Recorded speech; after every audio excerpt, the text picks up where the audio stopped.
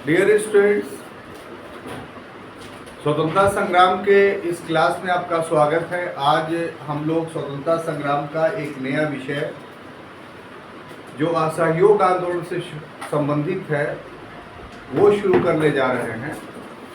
जैसा कि आप जानते हैं कि जो गांधीवादी युग है वो वास्तव में 1919 से शुरू माना जाता है, लेकिन गांधीवादी युग जो 1919 से असहयोग आंदोलन के आरंभ से माना जाता है उसकी एक पृष्ठभूमि है, उसका एक बैकग्राउंड है। तो आज का क्लास जो केंद्रित होगा वो असहयोग आंदोलन पे केंद्रित नहीं होगा, बल्कि असहयोग आंदोलन क्यों हुआ, उसकी पृष्ठभूमि क्या थी, आखिर क्या आधार था जिस आधार पे गांधी जी ने इतना बड़ा विशाल असहयोग आंदोलन शुरू किया। तो इस क्रम में मुख्य रूप से 3 घटनाएं हैं। उन 3 घटनाओं ने गांधी जी को मजबूर किया कि अब अंग्रेजों के खिलाफ बिगुल बजा देना चाहिए। यहाँ पर बताते चले आपको कि गांधी जी जब साउथ अफ्रीका से 1915 ईस्वी के 9 नवंबर को आए थे, 9 जनवरी को तो उस समय से लेकर के 1919 ईस्वी तक गांधी जी का जो दृष्टिकोण था अंग्रेजों के प्रति वो एक सहयोगी का था। वो अंग्रेजों के विरोधी नहीं थे। उनकी नीति सबसे महत्वपूर्ण ये थी कि बुरे आदमी से नफरत मत करो, बल्कि बुराई से नफरत करो। वो मानवता के बहुत बड़े पक्षधर थे और मनुष्य जो भी हो उन सभी से संबंध बना के रखना चाहते थे। अपने इस नीति के तहत वो साउथ अफ्रीका में भी अंग्रेजों के विरोधी नहीं थे, बल्कि अंग्रेजों के नीतियों के विरोधी थे। और अंग्रेजों ने जब अपनी नीतियां बदल दी वहाँ और भारतीयों पर सारी निरुक्ताएं, लादी की निरुक्ताओं को हटा लिया, तो यही गांधी जो है साउथ अफ्रीका में अंग्रेजों का साथ दे करके बोवर युद्ध में साथ दिया था। और इसीलिए बोवर जुलू पदक से ये नवाजे गए थे साउथ अफ्रीका। तो ठीक वही नीति भारत में गांधी जी की थी कि जब साउथ अफ्रीका से वो आए तो ऐसा नहीं था कि अंग्रेजों के विरोधी थे, बल्कि आरंभिक वर्षों में वो अंग्रेजों के समर्थक थे।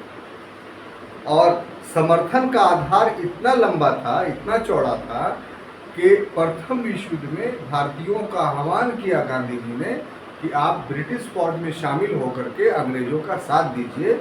तो उपहास पूर्वक कहा भी जाता है इन्हें भर्ती करने वाला एजेंट। लेकिन यही सहयोगी गांधी 1919 में असहयोगी कैसे बना, प्रश्न आज के क्लास का ये। तो उसके लिए छात्रों 3 घटनाएं काउंटेबल हैं, उत्तरदायी हैं।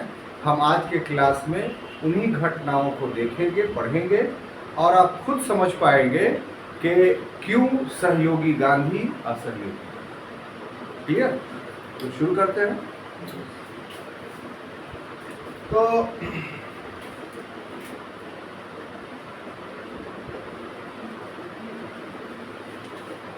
1915 से अपना सफर शुरू करते हैं, ठीक है। 1915 से 1919 ईस्वी का जो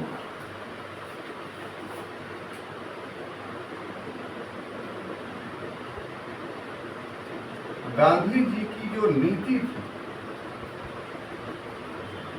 ठीक है, वो ब्रिटिश सहयोग की, है ना, ब्रिटिश सहयोग।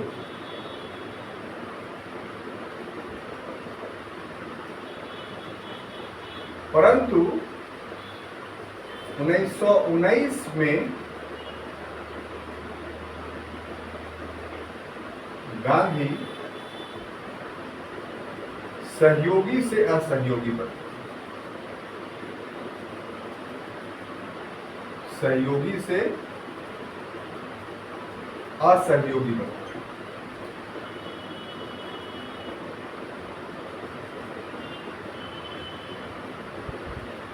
और ये जो असहयोगी बने, इस हेतु यानी असहयोगी बनने के हेतु निम्न 3 घटनाएं उत्तरदायी। कितनी? इन तीन घटनाएं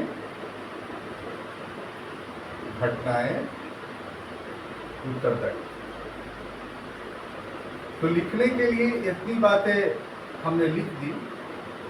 अब इतनी बातों के अंदर की जो चीज़ें हैं वो थोड़ा समझ लीजिए, ताकि पूरी तरीके से आप एक स्पष्ट दृष्टिकोण के मालिक हो जाएं इस विषय से के संबंध में। जैसा कि अभी अभी हमने थोड़ी सी बात की, उसमें एक बात और ऐड कीजिए कि इस बीच में गांधी ने 3 आंदोलनों में भाग भी लिया, जिसका एक अलग क्लास में हम पूर्ण विवरण दे चुके हैं। चंपारण सत्याग्रह, अहमदाबाद मील मजदूर आंदोलन और खेड़ा सत्याग्रह। इनमें से चंपारण सत्याग्रह और खेड़ा सत्याग्रह किसानों से संबंधित था और अहमदाबाद मील मजदूर आंदोलन मजदूरों से संबंधित था। इनमें चंपारण बिहार में घटित हुआ और खेड़ा और अहमदाबाद मील मजदूर आंदोलन गुजरात में घटित हुआ। तो इनमें से अगर आप गौर से देखिए तो जो किसान आंदोलन था वो ब्रिटिश नीतियों के खिलाफ किया गया आंदोलन, लेकिन जो अहमदाबाद मील मजदूर आंदोलन था वो भारतीय उद्योगपतियों के विरुद्ध किया गया आंदोलन। चाहे किसी के विरुद्ध हो, इसमें एक बात सामान्य थी या कुछ बातें सामान्य थी कि ये स्थानीय मुद्दा थी, कोई राज्यीय मुद्दा या राष्ट्रीय मुद्दा ये नहीं था। दूसरा बात कि स्थानीय लोगों की गड़बड़ियों के कारण शोषण का एक रूप इसमें उभर करके सामने आया था। जब गांधी जी ने इन तीनों आंदोलनों में हस्तक्षेप किया तो ब्रिटिश शासन ने गांधी का विरोध नहीं किया, बल्कि गांधी के अनुकूल काम किया। और ऐसा इसलिए कि वो ये समझते थे कि गांधी हमारे समर्थक हैं, और दूसरी बात यह कि यदि इसमें कुछ हस्तक्षेप किया गया, इनकी बातें नहीं मानी गई, तो वही गांधी कहीं दक्षिण अफ्रीका वाला रूप धारण कर लेगा, तो फिर ब्रिटिश शासन के लिए एक नई मुसीबत बन जाएगी।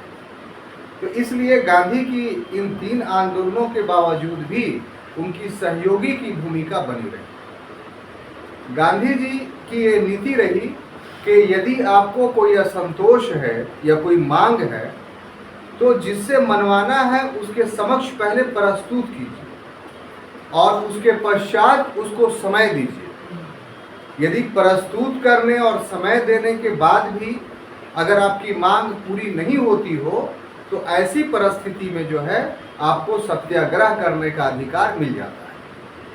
तो सत्याग्रह वास्तव में गांधी का एक नैतिक बल था। सत्याग्रह के अधीन जनता भाग लेती थी, लेकिन शक्ति जनता में नहीं होती थी, शक्ति सत्याग्रह के विचार में होता था। इसीलिए गांधी ने कभी भी जनता के या लोगों के सहयोग न करने पर भी अगर विषय सत्य पर आधारित था तो उन्होंने सत्याग्रह से समझौता नहीं किया, सत्याग्रह किया और उसमें विजय उनको मिली।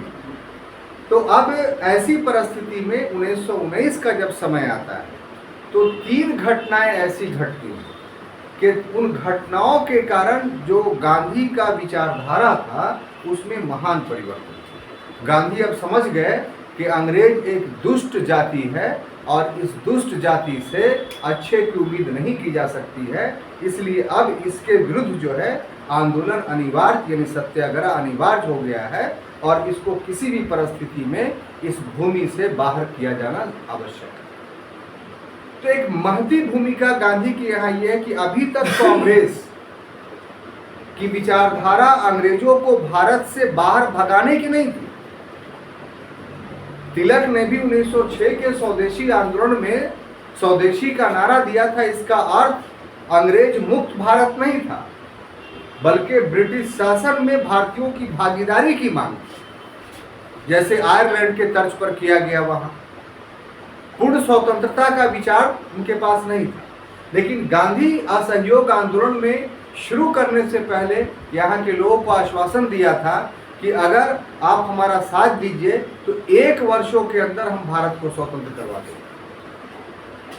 ये अलग बात है कि स्वतंत्रता का संकल्प कांग्रेस ने 1929 में पारित किया, लेकिन गांधी ने स्वतंत्रता का संकल्प असहयोग आंदोलन की घोषणा के समय ही लिया था कि यदि आंदोलन ठीक ठाक ढंग से चला तो भारत 1 वर्ष में स्वतंत्र हो जाए।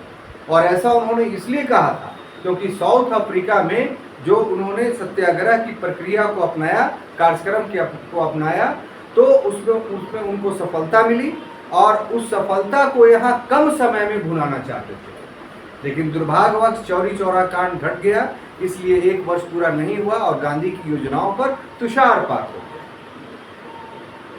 तो ये एक टर्निंग पॉइंट था भारतीय राजनीति, स्वतंत्रता का मांग जो असहयोग आंदोलन के साथ शुरू होता है। हालांकि कांग्रेस ने इसे स्पष्ट रूप से 1929 के लाहौर अधिवेशन में स्वीकार किया, लेकिन वैचारिक आयाम, वैचारिक धरातल स्वतंत्रता की मांग का असहयोग आंदोलन के दौरान ही शुरू हो गया। क्लियर?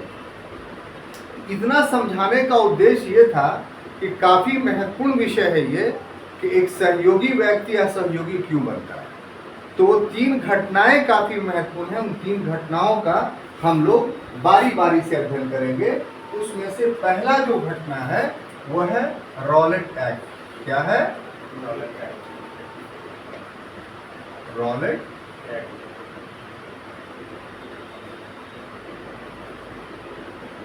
देखिए, रॉलेट एक्ट क्या था? हम समझते हैं थोड़ी बहुत जानकारी आपके पास भी होगी कि रॉलेट एक्ट क्या था, लेकिन हम चाहते हैं कि इस पर एक पूरा विहंगम दृष्टि डाला जाए ताकि वस्तुनिष्ठ और विषयनिष्ठ कोई भी प्रश्न आए आपके समक्ष तो आप देने में सक्षम हो जाए। तो वास्तव में प्रथम विश्व युद्ध के दौरान जो फर्स्ट वर्ल्ड वॉर हो रहा था, प्रथम विश्व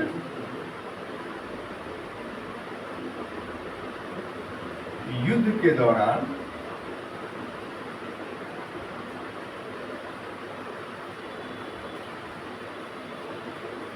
भारत में क्रांतिकारी गतिविधियां घट रही। भारत में क्रांतिकारी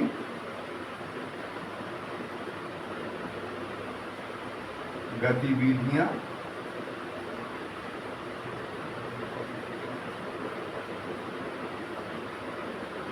घट रही थी। ठीक है, घट रही थी। इसी को नियंत्रित करने हेतु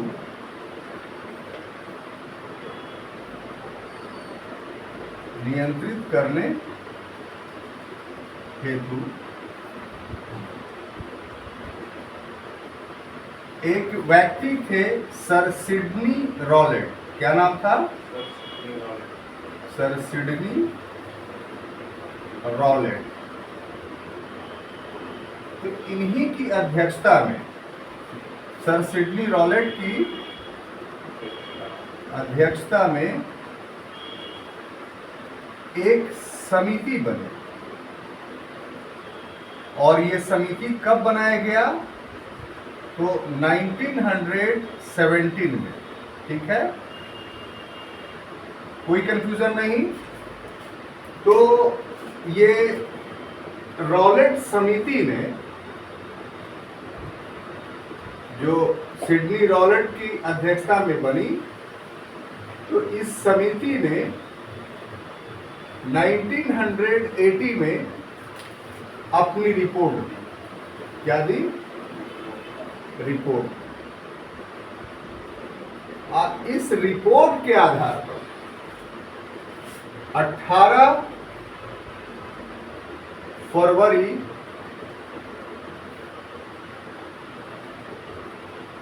1919 में रॉलेट एक्ट पारित किया। रॉलेट एक्ट पारित हुआ और इसको बिना वकील,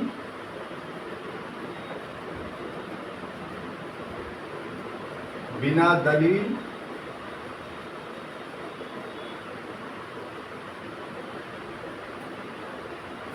बिना वकील, बिना दलील और बिना वकील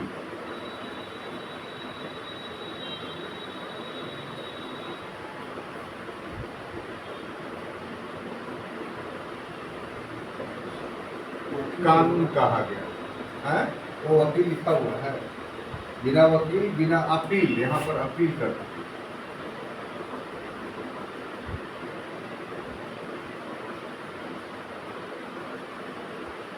कानून कहा गया और इसके विरोध में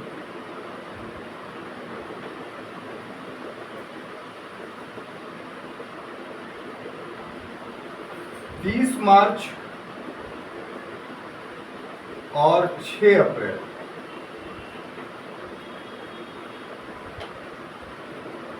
को सत्याग्रह आंदोलन हुआ। क्या हुआ? सत्याग्रह आंदोलन। ठीक है, तो अब इसको समझते हैं कि रॉलेट एक्ट क्या है और इसने गांधी जी को क्यों मजबूर किया अंग्रेजों के बारे में, रिश्ते के बारे में पुनर्विचार करने का। क्योंकि इस एक्ट के माध्यम से ये साबित हो गया कि अंग्रेजों का उद्देश्य भारत पर दमनात्मक शासन करना है, कल्याण के आधार पर शासन करना नहीं है। वो भारत को शोषणात्मक ढंग से यहाँ शासन करना चाहता है और कार्यात्मक पक्ष रॉलेट एक्ट में उभर करके सामने है। अब देखना है कि रॉलेट एक्ट की पूरी घटनाएं क्या है। तो आपको पता होना चाहिए कि 1907 में जब कांग्रेस निष्क्रिय हुई थी सूरत विभाजन के बाद, तो वैसी परिस्थिति में भारतीय राष्ट्रीय आंदोलन को गति देने का काम जिन लोगों ने किया वो भारत के रिवोल्यूशनरी थे, क्रांतिकारी थे। और इस परिवेश में दो संस्थाएं काफ़ी सक्रिय थी। बंगाल में अनुशीलन समिति, जिसके संस्थापक बारिंद्र कुमार घोष और भूपेंद्र नाथ दत्त थे, और महाराष्ट्र में या बम्बई में कह लीजिए अभिनव भारत, जिसके संस्थापक विनायक दामोदर सावरकर थे। और 1904 और 7 से लेकर के कंटिन्यूअस 16-17 तक इन लोगों ने बहुत सारे क्रांतिकारी घटनाओं को अंजाम दिया था। ये हम लोगों ने क्रांतिकारी घटनाओं के इतिहास में लगभग 3-4 क्लास लेकर के मैंने आपको पूर्व में समझाया है उसमें। तो उससे अंग्रेज काफ़ी चिंतित थे और प्रथम विश्व युद्ध जब छिड़ा तो ऐसी परिस्थिति में प्रथम विश्व युद्ध कालीन कानूनों के तहत वो इन क्रांतिकारी गतिविधियों को तो नियंत्रित कर सकते थे, लेकिन उनको खदशा ये था कि प्रथम विश्व युद्ध जैसे ही समाप्त होगा तो फिर युद्धकालीन जो कानून है वो भी समाप्त हो जाएंगे। तो युद्ध के बाद इन क्रांतिकारी गतिविधियों पर नियंत्रण कैसे लगाया जाएगा? तो इसलिए भविष्य की चिंता से आहत होकर के अंग्रेजों ने सर सिडनी रॉलेट, जो उस समय एक उच्च न्यायालय के न्यायाधीश थे ब्रिटेन में, ब्रिटेन के उच्च न्यायालय के ये न्यायाधीश थे, इनकी अध्यक्षता में एक सेडिशन कमेटी नियुक्त हुई। जो कमेटी नियुक्त हुई उस कमेटी का नाम क्या था? सेडिशन कमेटी, यानी राजद्रोह समिति। सेडिशन का अर्थ ही राजद्रोह होता है। तो सेडिशन कमेटी यानी राजद्रोह समिति, और इसके अध्यक्ष चूंकि बनाए गए सिडनी रॉलेट, इसीलिए इसको रॉलेट समिति भी कहा जाता है। इसका गठन कब हुआ था? 1917 ईस्वी। 1 वर्षों तक छानबीन करने के बाद सर सिडनी रॉलेट ने 1918 यानी 1918 में अपनी रिपोर्ट दे दी।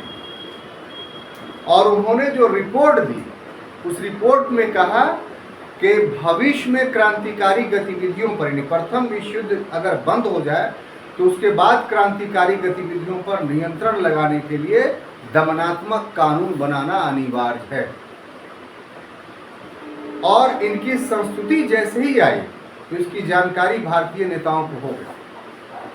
तो इसके विरोध में मेमोरेंडम देना गांधी जी के द्वारा आवेदन देना शुरू हो गया था। लेकिन इन सभी आवेदनों और अनुग्रह के बावजूद भी ब्रिटिश सरकार ने 18 मार्च 1919 ईस्वी को केंद्रीय धारा सभा, जिसको आप अभी लोकसभा या राज्यसभा बोलते हैं, उससे इस एक्ट को पास करवा दिया।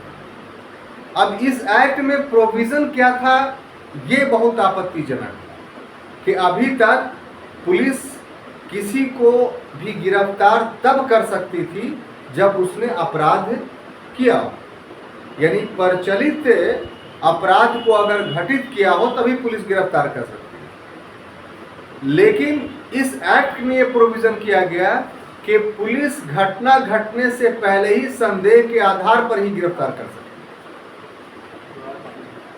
बात समझ में आ रही है? आज है उसका रूप दूसरा है, यह पॉलिटी के क्लास में हम आपको बताएंगे। ठीक है, ये बहुत सेंसिटिव मुद्दा है। तो आज भी ये सही बोल रहे हैं कि अनुच्छेद 22 में तो प्रोविजन है ही है सर, निवारक निरोध अधिनियम का, तो वही तो आप पढ़ा रहे हैं। तो अंतर क्या है? तो जब राज्य व्यवस्था का क्लास होगा तो उसमें रॉलेट एक्ट अनुच्छेद, भारतीय संविधान के अनुच्छेद 22 का कंपैरेटिवली स्टडी हम लोग करेंगे तो आपको समझ में आ जाएगा कि इस तरीके का एक दमनात्मक कानून हमारे संविधान में भी क्यों है। उस समय इस कानून का होना अपने आप में इसलिए खतरनाक था कि देश परतंत्र था, और जब गिरफ्तारी हो गई तो उसे कोई वकील रखने का या अपील करने का या अपनी दलील देने का कोई अधिकार नहीं। पुलिस जब तक चाहे उसे अपने गिरफ्त में रख सकती है। तो इस तरीके से ये कानून पूरा दमनात्मक था। अब कानून पारित हो गया तो गांधी जी पर इसका बड़ा विपरीत प्रभाव पड़ा। लोगों के अनुरोध करने पर वो तैयार हो गए और सबसे पहले उन्होंने तैयारी की। बोर्ड पे जगह कम है इसलिए वो सारी तैयारी या घटनाएं नहीं लिख पाएंगे हम, उसको क्रम से आप समझते हुए चले जाइए। तो सबसे पहले गांधी जी ने क्या किया? सत्याग्रह समिति बनाई। क्या बनाई? सत्याग्रह समिति। हाँ। और गांधी जी को कार्यकर्ताओं की जरूरत थी। तो अभी बाल गंगाधर तिलक लंदन चले गए थे जिस समय ये घटना घट रही थी 1919। और जो तिलक के जो अनुयायी थे होम रूल लीग के, वो तिलक और एनी बेसेंट के क्रियाविधि के कारण उनसे असंतुष्ट हो गए थे। किस बात को लेकर के? कि इन लोगों ने 1917 में होम रूल लीग को क्यों वापस ले लिया। तो जो युवा थे जो होम रूल लीग में शामिल थे, आंदोलन के आधार स्तंभ थे, ये लोग असंतुष्ट थे। और ऐसी परिस्थिति में गांधी ने इन युवाओं का आह्वान किया कि एक बड़ी फौज कार्यकर्ताओं की मिल गई कर। अब सत्याग्रह समिति जो बनी उसके नियमावली बने कि क्या करना है इसमें। तो उसमें डेट तय किया गया था शुरू में 30 मार्च, कितना? लेकिन उसे बढ़ाकर 6 अप्रैल कर दिया गया। तो इसके वजह से कहीं जो है वो 30 मार्च को ही सत्याग्रह हुआ, कहीं जो है वो 6 अप्रैल को हुआ। तो उसमें करना क्या होता था कि लोग अपने सारे कामों को छोड़ कर करके सुबह सुबह नहा कर करके प्रार्थना किया करते थे सामूहिक रूप से, और रॉलेट एक्ट के खिलाफ भाषणबाजी होती। बात सुनने आई? यही सत्याग्रह था। ये नहीं कि डंडा और तलवार लेकर के अंग्रेजों पर हमला करना था, ऐसा कुछ कार्यक्रम नहीं। तो चूंकि संशय पैदा हो गया था तिथि के बारे में, तो दिल्ली में जो है वो 30 अप्रैल को ये सत्याग्रह शुरू हो गया। तो 30 मार्च को, और वहाँ स्वामी श्रद्धानंद ने इसका नेतृत्व किया। पुलिस ने लाठीचार्ज की जिसमें 5 सत्याग्रही मारे गए। इसके बाद 6 अप्रैल को जब पंजाब में सत्याग्रह शुरू हुआ तो वहां सत्याग्रह का नेतृत्व वहां के लोकप्रिय नेता डॉक्टर सैयद सत्यपाल और सैफुद्दीन किचलू, ये दोनों ने सम्मिलित रूप से किया था। और परिणाम ये हुआ कि ब्रिटिश शासक ने उन दोनों को गिरफ्तार कर लिया और गिरफ्तार करके अनजान जगहों पे भेज दिया। हवा उड़ गई कि उनको अंडमान भेजा जा रहा है, किसी ने हवा उड़ा दी कि उनकी हत्या कर दी गई दोनों की। तो वो बहुत काफ़ी लोकप्रिय नेता थे पंजाब के, इसलिए पंजाब की जनता सड़कों पर आ गई और 10 तारीख को बहुत सारे अंग्रेजों को, जिसमें संख्या शायद 7 थी, उनको मार दिया गया। सरकारी कार्यालयों में पथराव किया गया। एक अंग्रेज महिला थी, उसकी हत्या कर दी गई, घसीट घसीट करके सड़कों पे। ऐसी परिस्थिति में अधिकार जो है वो दे दिया गया जनरल आर डायर को, जनरल रेजिनॉल्ड डायर, और उसने 10 तारीख को ही मार्शल लॉ लगा दिया और उसके बाद 144 लगा करके पूरे लोगों का दमन किया। इस घटना से काफ़ी आहत हुए गांधी जी। उनको जा रहे थे पंजाब, तो मार्ग में पलवल में ही गिरफ्तार कर लिया गया और गिरफ्तार करके मुंबई भेज दिया गया। तो मुंबई और गुजरात में भी ये सत्याग्रह आंदोलन काफ़ी उफान पे। तो रॉलेट एक्ट के खिलाफ ये सारी घटनाएं घटी और इसी से जुड़ी हुई घटना है जलियांवाला। बात समझ में आ रही है? रॉलेट एक्ट की घटना और जलियांवाला बाग की घटना अलग अलग नहीं है। जहां पर रॉलेट एक्ट का प्रभाव समाप्त हो रहा है, वहीं पर जलियांवाला बाग हत्याकांड जन्म ले रहा है। तो इसलिए अब दूसरा जो घटना है जलियांवाला बाग, उसको हम पढ़ाते हैं। तो अगला जो घटना है वह है जलियांवाला बाग। जलियांवाला बाग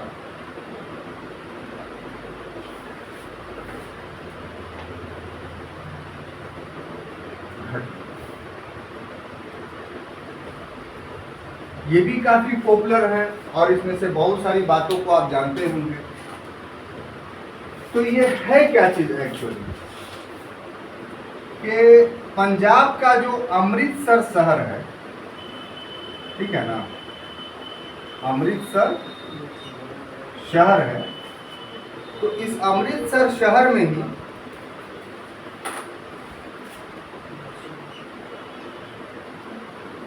जलियांवाला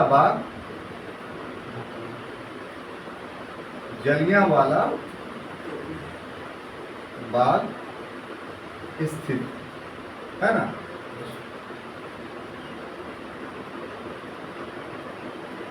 हुआ ये कि 13 अप्रैल को, कब? 13 अप्रैल को 1919 ईस्वी को ये बैसाख का दिन था, ठीक है ना। इस दिन जो है वो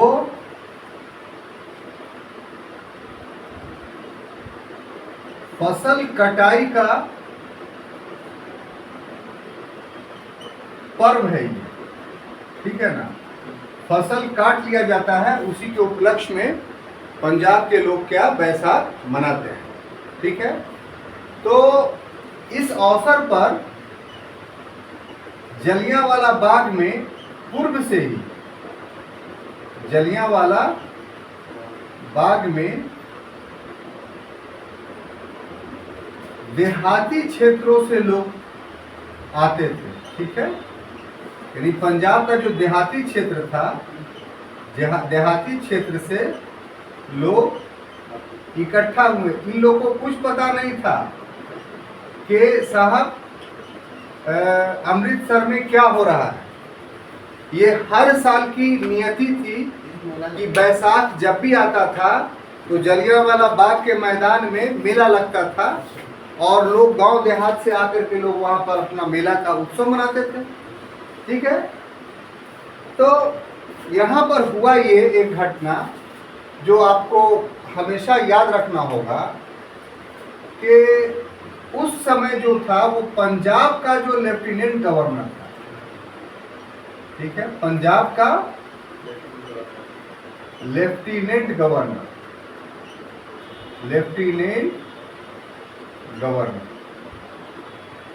ठीक है ना, ये कौन था? Michael O Dyer. क्या कौन था? Michael O Dyer. और एक नाम और याद रखिए, जो अमृतसर का सैनिक अधिकारी था, अमृतसर का सैनिक अधिकारी था,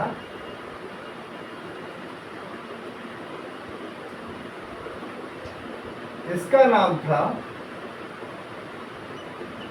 Michael R Dyer, sorry, general R. यहां पर आर का मतलब जानते हैं क्या है? Reginald Dyer. हम दोनों को अलग अलग लिखने का हमारा उद्देश्य क्या है वो समझ जाइए कि माइकल ओ डायर पूरा पंजाब का लेफ्टिनेंट गवर्नर था।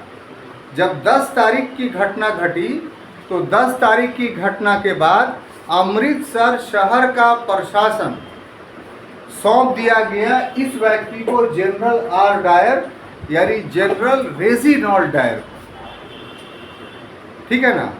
और घटना के लिए उत्तरदायी कौन है?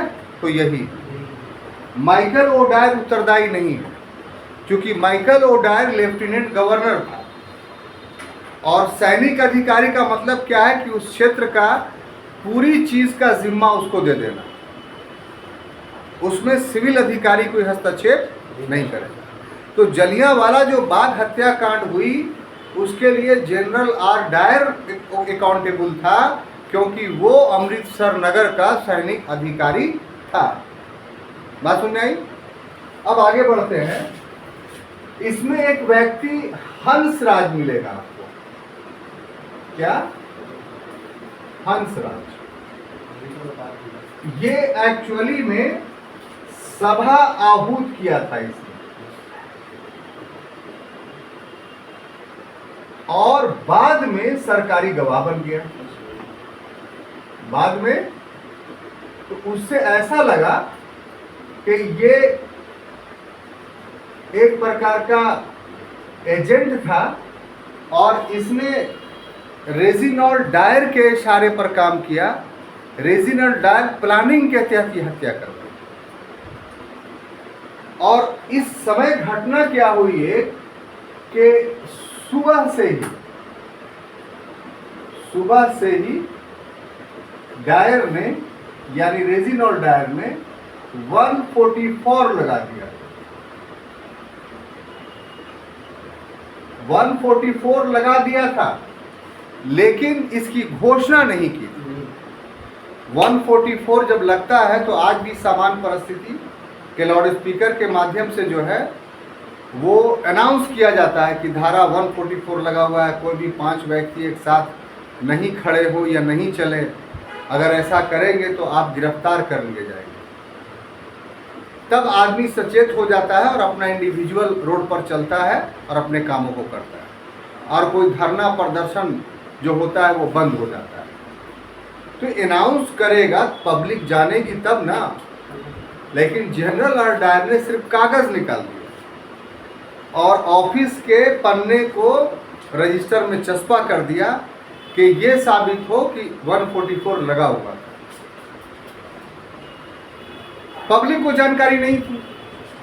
अब नतीजा ये हुआ कि लोग सतपाल मलिक और सैफुद्दीन किचलू की रिहाई के समर्थन में 13 तारीख को जलियांवाला बाग में एकत्र हुए और जनरल डायर फौज लेकर के आया। जलियांवाला बाग का जो संरचना है वो खूब ऊंची दीवार है जिसको पार नहीं कर सकता है आदमी, और घुसने के लिए 3 फीट का मात्र एक दरवाजा है। तो वो तोप भी लेकर के आया था, लेकिन इतना संकरा दरवाजा था कि उसका तोप अंदर नहीं घुस पाया। तो जो सैनिक थे उनके राइफल को ही बिना चेतावनी दिए हुए, एक होता है कि भीड़ है तो आप लोग चेतावनी दिया कि आप लोग खाली कीजिए नहीं तो आप पर कार्रवाई की जाएगी, ऐसा कुछ नहीं। सैनिकों को एक लाइन से खड़ा कर दिया, अंधाधुंध गोली चलाई, और उस गोली में जो है एक कुआं था, बहुत सारे लोग जान बचाने के लिए उस कुएं में कूद पड़े और उसके वजह से भी मारे गए। जो ब्रिटिश सरकार है उसके आंकड़ों के मुताबिक कुल 379 लोग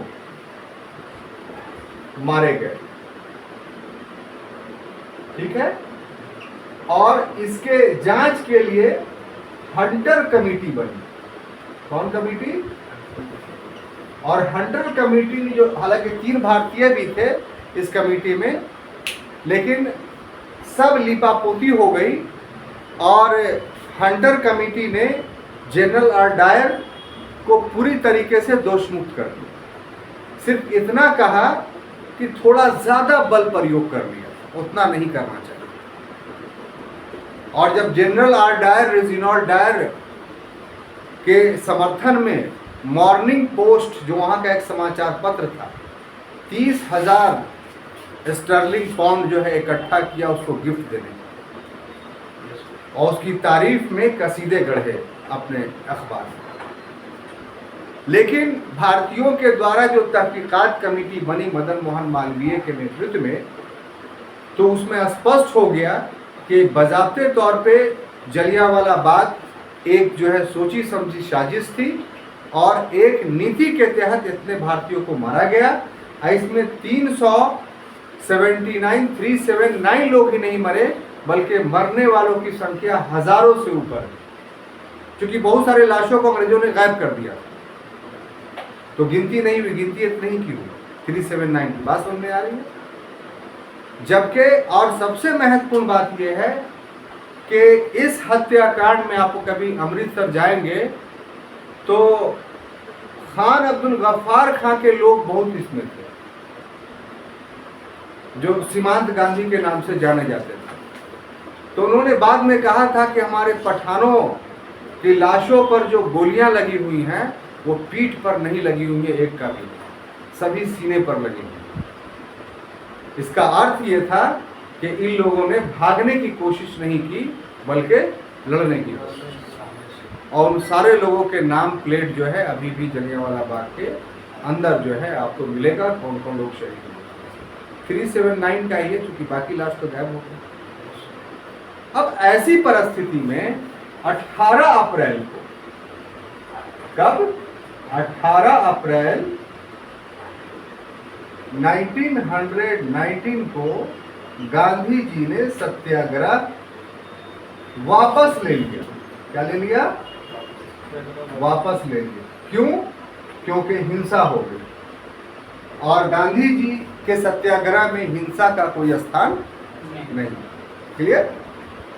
अब आइए, अच्छा हाँ, इसमें एक चीज़ और कि जो हमारे बहुत बड़े थिंकर्स थे उस समय के, जिसको राष्ट्र कवि कहा जाता है, रविंद्रनाथ टैगोर, तो वो ब्रिटिश समर्थक थे, लेकिन इस घटना के बाद उन्होंने अपनी नाइटहुड की उपाधि, जो ब्रिटिश सर्वोच्च सम्मान था, वो वापस कर दिया और कहा कि ऐसा दुष्ट सरकार हमने नहीं देखा है, और ऐसे दुष्ट सरकार का तमगा जो है एक अपमान का तमगा लगता है, और अब हम लोगों को ये आवश्यक है कि भारतीयों के साथ खड़े हों।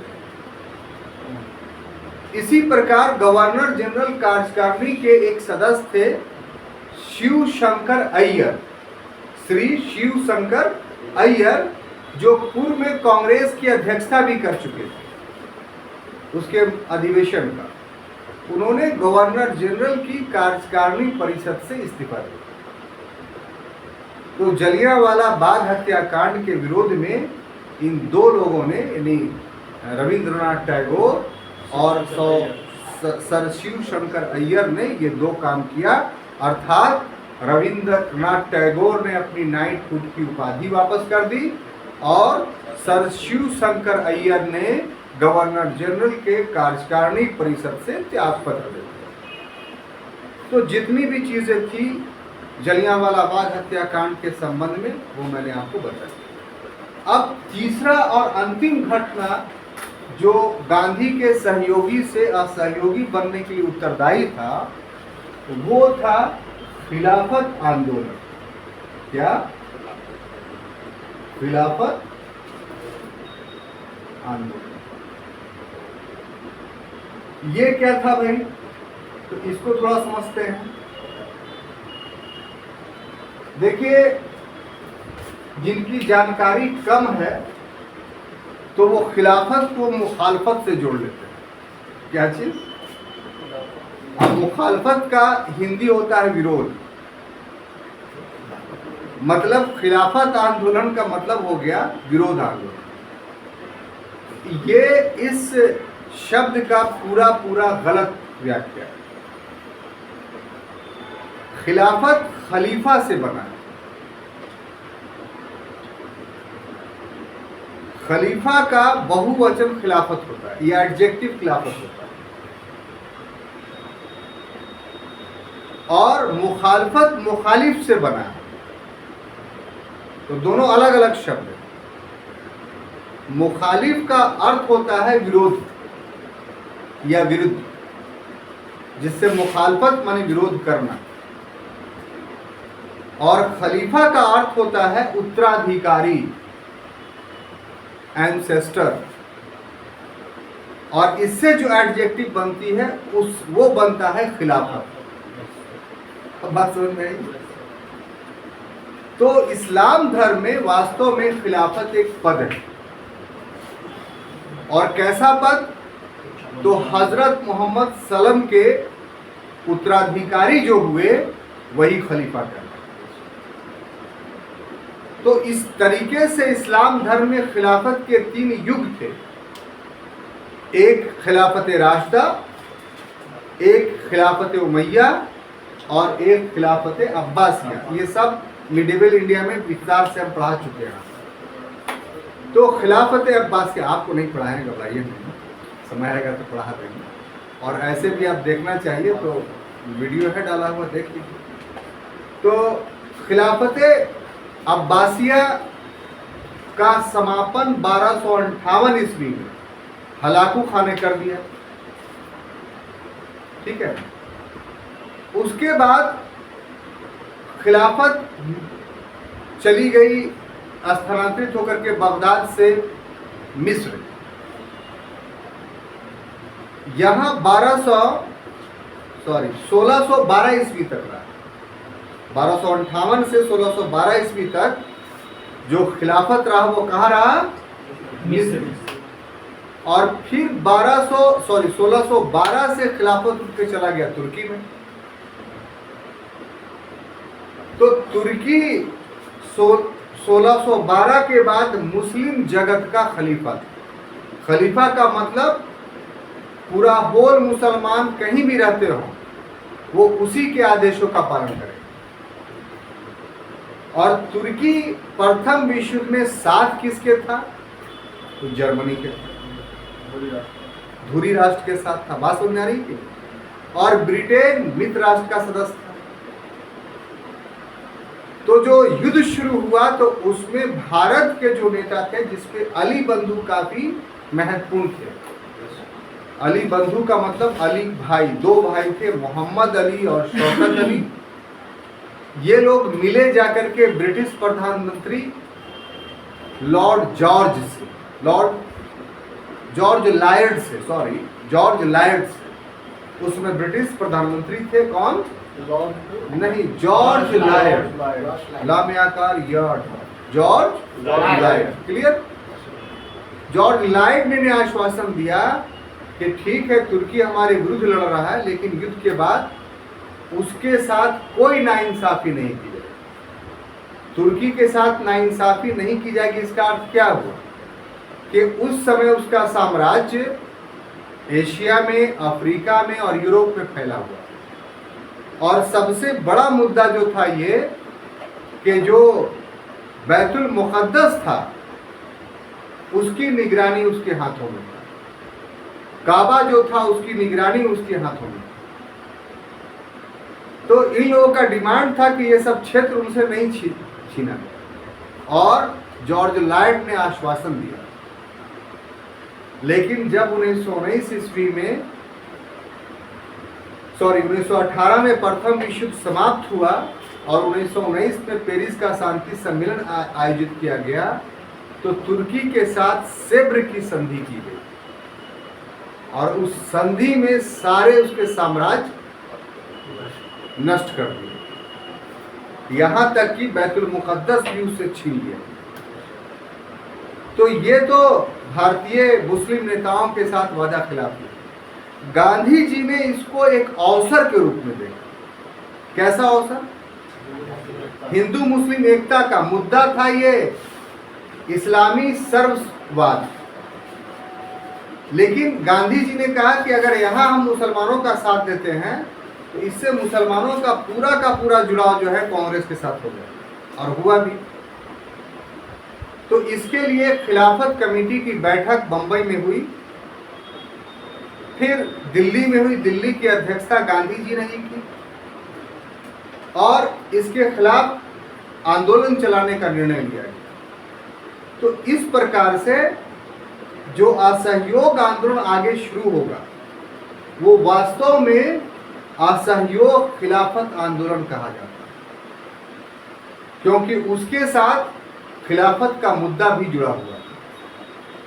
तो इस प्रकार से खिलाफत आंदोलन के माध्यम से गांधी जी मुसलमानों का साथ देकर उन्हें राष्ट्रीय आंदोलन में शामिल करना चाहते थे, और ये मुद्दा भी उनके असंतोष का कारण इसलिए बना क्योंकि ब्रिटिश प्रधानमंत्री जॉर्ज लॉयड अपने वायदे से मुकर गया, और वायदे से मुकरना गांधी जी को बहुत बुरा लगता।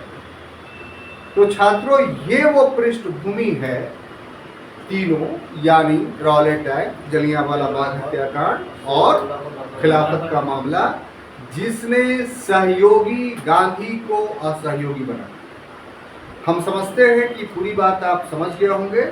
अगले क्लास में जब हम लोग मिलेंगे तो असहयोग आंदोलन को शुरू करेंगे। तब तक के लिए है अनुमति दीजिए। धन्यवाद।